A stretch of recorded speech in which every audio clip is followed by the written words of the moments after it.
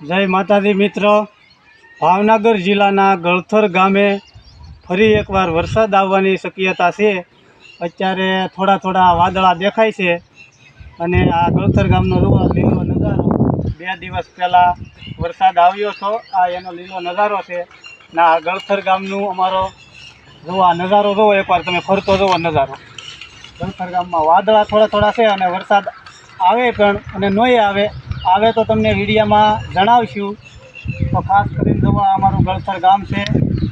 આ ગળથર ગામની સામે દેખાય હાઈસ્કૂલ છે, જો ઓલી દેખાય સામે દેખાય હાઈસ્કૂલ છે। આ આપણી દુકાન છે અને જો આ દેખાય ને એ આપણે ઓગેશ્વર ભગવાનનું મંદિર છે। કેટલાય લોકો આવે છે જોવા। મંદિરની અંદર લીલા ઝાડવા છે। તો બધાને જય માતાજી।